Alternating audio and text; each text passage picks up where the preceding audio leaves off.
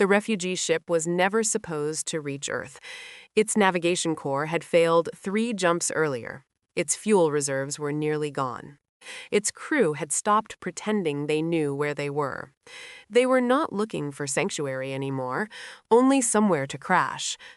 The vessel fell out of faster-than-light travel in the outer edge of an unremarkable yellow star system.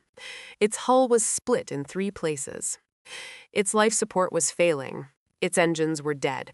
The captain ordered blind descent toward the nearest habitable world. There was no time for scans, no time for diplomacy, only atmosphere. The ship entered over an ocean, burning, breaking apart. Millions on the surface saw it. A streak of fire across blue sky, an impossible thing falling from the heavens. It crashed in a remote mountain range, hard enough to split stone, hard enough that no one aboard believed they had survived. But they had, barely. The first humans arrived within 42 minutes. Helicopters, ground vehicles, emergency teams. The refugees watched from shattered hull openings as strange bipedal figures in bright rescue gear approached through smoke and snow. No weapons drawn, no visible fear, only urgency. At first, the refugees thought these beings were primitive locals, pre-industrial perhaps, a species too young to understand what had just fallen from the sky. Then, one of the humans cut through the hull with a plasma torch. Another deployed atmospheric seal foam over a life support breach. A third began triaging the wounded with medical tools more advanced than anything the refugees expected from an unknown world. The captain of the refugee vessel realized something then. They had crashed onto a developed world, a hidden one. That should have been impossible. No mapped trade route listed an inhabited species here. No galactic charts showed civilization in this system. And yet, the humans were real. The survivors were transported to secure medical facilities. Their ship was quarantined. Governments across Earth entered emergency session before sunrise. Humanity had not expected first contact to arrive in pieces. The first official communication took 12 hours. Translation software, shared mathematics, basic symbolic exchange. The refugee captain explained who they were, or rather, what remained of them. Their home world was gone. Their colonies had fallen. Their fleet had shattered. They had been running for 8 months. The species hunting them was called the Kerath Dominion, a regional power with a long history of conquest and forced absorption. The refugees had escaped only because the Dominion believed them already dead. That changed when long-range trackers re-established contact with the damaged refugee beacon. The Kerath learned where the ship had fallen, and they sent a message. It arrived 70 hours after the crash. It was addressed to Earth. Its wording was formal, polite, cold. It stated that the individuals currently on Earth were escaped property of the Dominion. They were to be returned immediately. Failure to comply would be interpreted as hostile interference in Dominion internal affairs. The human governments reviewed the message in silence. Then they asked the refugee captain a question. Was any part of that true? The captain answered no. His people had never belonged to the Dominion. They had resisted annexation. They had lost. That answer was all the humans required. Earth's response was sent 6 minutes later. It contained only one sentence. They requested asylum. It was granted. The Dominion responded with threats, demand, warnings of consequences. Humanity sent another message. Then come collect them. The refugee captain read that transmission 3 times. He believed at first it was mistranslated because no rational species challenged the Dominion over strangers, not over a handful of survivors, not over people who had arrived by accident. But the humans did, and in that moment, the refugees understood something important. They had not crashed on a peaceful world. They had crashed on a dangerous one. The Kerath Dominion did not reply immediately. That, more than anything, unsettled the refugees because the Dominion did not hesitate. It punished defiance quickly, publicly. Silence meant calculation. On Earth, preparations began at once. The refugees expected panic, confusion, perhaps regret. Instead, they saw something stranger. The humans became organized. Military assets moved under layers of official secrecy that fooled no one. Orbital platforms changed trajectories. Subterranean bunkers reopened. Civil defense networks quietly activated across multiple nations. Factories that had not produced weapons in decades resumed operations within days, and all of it happened with alarming speed. The refugee captain watched from a secure observation room as Earth transformed, not into chaos, into readiness. He asked one of the human officials how long it would take their world to fully mobilize. The official answered plainly, "Depends how serious this gets." That answer did not reassure him. Human scientists worked with refugee engineers around the clock. They studied the wrecked ship, its drive systems, its shields, its weapons. The refugees expected slow progress. Instead, the humans learned far too quickly. They asked difficult questions, precise questions, questions that suggested they were not merely curious. They were looking for weaknesses. Within 4 days, human analysts had built tactical models of Dominion ship behavior. Within 6, they had simulation projections. Within 8, they had theories, and every theory centered on one conclusion. The Dominion relied on intimidation. Its fleets were large, its technology superior, but its strategy assumed fear would end resistance before resistance became costly. The humans found that assumption interesting. The first Dominion fleet entered the solar system 12 days after the crash. It was not large by galactic standards, only 6 warships, but it was not meant to fight. It was meant to intimidate. Its commander transmitted a final demand: return the refugees, stand down all military assets, submit to orbital inspection. Earth answered with silence for 31 seconds, then transmitted a reply: no, nothing more. The Dominion commander ordered his fleet forward. That was when every human satellite in orbit changed course. The refugees had assumed they were communications infrastructure, weather systems, navigation platforms. They were not. Panels split open. Weapon housings emerged. Drive signatures flared to life. Earth orbit became armed in less than a minute. The Dominion fleet stopped, only briefly, then continued forward. The commander had made a common mistake. He believed hidden weapons were the same as dangerous weapons. He assumed a young species could not threaten a mature empire. That assumption lasted until the first human strike. It did not come from orbit. It came from behind them. 3 human ships dropped from stealth position beyond lunar shadow. Not large, not impressive. They fired once each. The Dominion rear escort ship lost engines instantly. Its power core collapsed before shields fully reacted. The rest of the fleet turned. That was the second strike.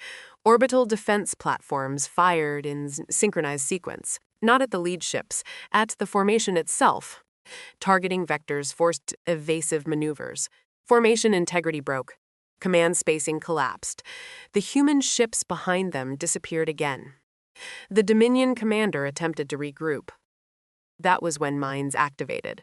They had not been detected earlier because they had not existed earlier. Human deployment drones had seeded them during the opening exchange. 2 more Dominion ships lost maneuvering control. The battle lasted 19 minutes. When it ended, 3 Dominion ships were destroyed. 2 were disabled. 1 fled. Earth had won its first interstellar battle. The refugees did not celebrate. They stared in disbelief because the Dominion did not lose small engagements, not to new species, not to isolated worlds, and certainly not to a civilization that had only learned the galaxy existed less than 2 weeks earlier. The refugee captain asked the human admiral one question after the battle: "How did you prepare so quickly?" The admiral thought for a moment, then answered with unsettling honesty: "We've been preparing for someone to come eventually." The captain asked how long. The admiral looked at Earth through the observation window. "A very long time." The Dominion retreat ship carried news home. And with it, something far more dangerous than defeat: humiliation. Because now the Dominion had a problem. If it walked away, its authority weakened. If it escalated, it risked turning a small embarrassment into open war. It chose escalation. Long-range surveillance detected fleet massing at Dominion border space.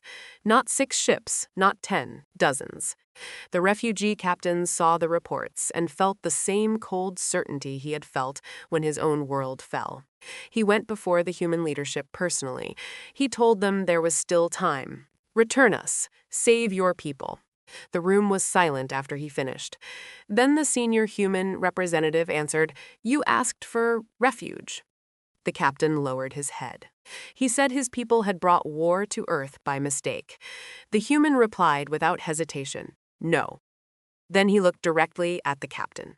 They brought it here, and in that moment the refugee understood fully. Humanity had made its decision, and once humans made that kind of decision, they did not reverse it. They did not compromise it. They defended it, no matter the cost. The invasion fleet arrived 31 days later. It entered the outer system in waves, ship after ship after ship. By the time long-range tracking completed its count, the number stood at 42 warships. The refugee captain went silent when he saw it. That was not a punitive force. That was extermination. The Dominion had made its decision. Earth would not be punished. It would be erased. Global alert sounded across the planet. Cities moved into emergency posture. Civilian shelters opened, orbital traffic halted, and yet there was no panic. The refugees expected terror. Instead, they saw discipline. Human civilians lined calmly into underground transit systems. Military convoys moved with practiced efficiency. Emergency broadcasts carried instructions in measured voices. It looked less like a world facing extinction and more like a world executing a drill. The refugee captain asked if this had been rehearsed. A human officer answered simply, "For generations." That answer stayed with him because it meant the humans had expected this. Not the Dominion specifically, but someone, someday. They had always assumed the stars might bring danger, and they had prepared accordingly. The Dominion fleet advanced in textbook formation. Heavy ships centered, carrier elements behind, screening destroyers wide, confident, ordered. The humans did not rush to meet them. That was the first surprise. Earth's main defense fleet remained close to orbit, holding position. The Dominion commander interpreted this as fear. He pushed faster. That was exactly what the humans wanted. As the Dominion entered the asteroid belt, thousands of dormant mining drones activated. At first, the Dominion ignored them. Civilian equipment posed no threat. Then the drones accelerated, not toward ships, toward asteroids. Charges detonated across the belt, controlled, precise. Entire fields of rock shifted at once. The Dominion formation broke to avoid collision. That was when hidden missile platforms fired from within the debris. Not enough to destroy the fleet. That was never the goal. Only enough to force more movement, more corrections, more broken formation. The Dominion emerged from the belt disordered. Not crippled, but no longer clean. Then human long-range artillery opened fire from Mars' orbit. The refugees had not known Mars was armed. Most humans apparently had not either. Mass drivers buried beneath the planet's crust launched tungsten slugs at fractions of light speed. The Dominion lost 2 ships before it understood where the fire was coming from. It changed course again. Another adjustment, another delay. The refugee captain finally understood. The humans were not defending Earth, not yet. They were shaping the approach. Every engagement, every trap, every defensive layer was forcing the Dominion into a path of human choosing. And by the time the Dominion realized that, it was too late to reverse course cleanly. Earth's fleet finally moved.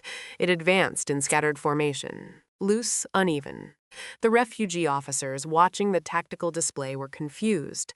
Again, the humans refused standard doctrine. The Dominion commander saw the formation and smiled. He believed he was facing panic. Amateur. He ordered direct engagement. The 2 fleets collided near lunar orbit. The battle was immediate and violent. Human ships moved unpredictably, breaking vectors, changing speed constantly. Dominion targeting systems struggled, not because the humans were faster. They were not. But because they refused to move logically. They broke every pattern.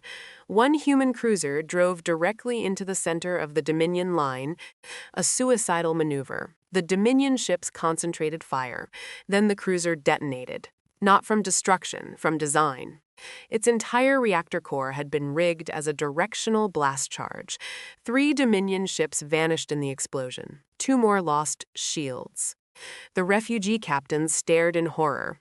The humans had built a ship to be used as bait and then sacrificed it willingly. That was when fear entered the Dominion command channels. Because rational enemies preserved assets, rational enemies valued ships, valued formations, valued survival. Humans valued victory more. The Dominion line faltered only for seconds. But humans did not need more than seconds. They hit the weak points instantly. Fast, precise. The battle turned. And for the first time in its expansion history, the Dominion began to lose a major fleet battle. But the war was not over. Not yet. Because even wounded, the Dominion still had numbers. Still had mass. And humanity's greatest gamble had not yet been revealed. The Dominion fleet still outnumbered the humans, even after the losses, even after the traps, and everyone on both sides knew it. The battle near lunar orbit had bloodied them, but it had not broken them. The Dominion commander reorganized what remained of his formation.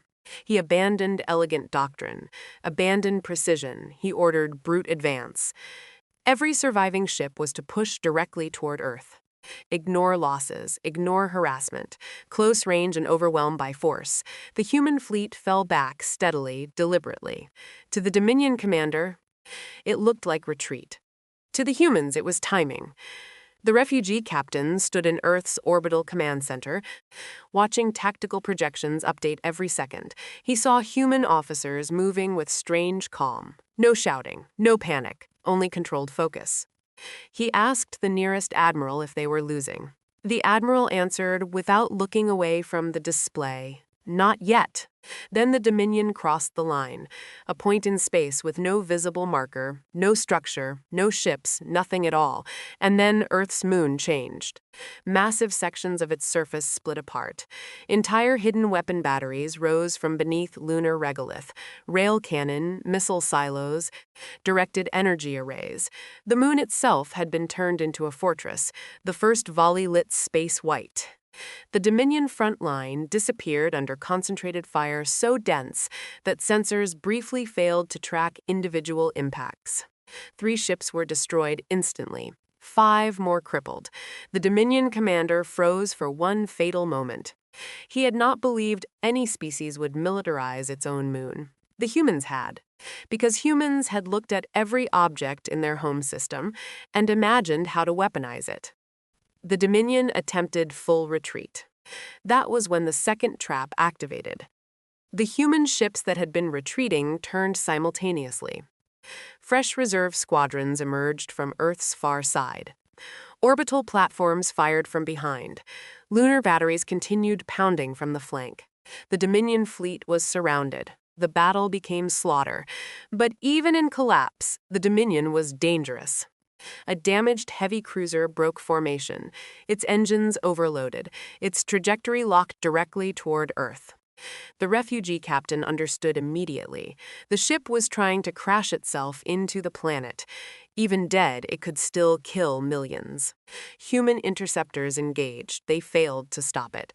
Orbital guns fired. Too slow. The cruiser kept coming, burning, broken, still descending. Then one human ship turned, a destroyer already crippled in the fighting, its hull torn open. Its engines failing, instead of retreating, it accelerated straight toward the falling Dominion cruiser. The refugee captain watched in silence as the small human vessel transmitted one final signal, not to command, not to the fleet, to Earth itself. "I sent the message. See you starside." Then it struck. The collision shattered both ships high above the atmosphere. Debris burned harmlessly across the sky like artificial meteors. Billions on Earth looked up that night and watched strangers die to protect them. The Dominion surrendered 3 hours later. Not because every ship was destroyed, not because none remained capable of fighting, but because their commanders no longer believed victory was possible. They had come expecting primitives. They had found something else. A species that weaponized patience. A species that prepared for nightmares before they arrived. A species willing to burn its own ships, its own blood, its own sky before surrendering those under its protection. The war ended there, but its consequences did not. Across known space, the story spread. A refugee ship had fallen onto an uncontacted world by mistake. That world had been asked politely to surrender the survivors. It had refused, and when threatened, it had gone to war with an empire. Not for territory, not for resources, not for revenge. For refugees. For strangers. For people who were not theirs until they asked for help. The refugee captain remained on Earth long after the war. Many of his people did. When asked years later why so many chose to stay, he gave one answer. Because if the universe ever hunts us again, he looked toward the sky above Earth, at the warships still patrolling there. There is no safer place to stand than behind humanity. And throughout the galaxy, governments updated their strategic doctrines. Military academies rewrote threat assessments. Diplomats changed language in their first contact protocols. One new advisory was added almost everywhere. If humans offer protection, believe them. And if humans declare someone under their protection, do not test what that means. Because the most dangerous thing in the galaxy is not human strength, not human weapons, not even human strategy. It is the simple fact that once humans decide you are theirs to protect, they do not let go.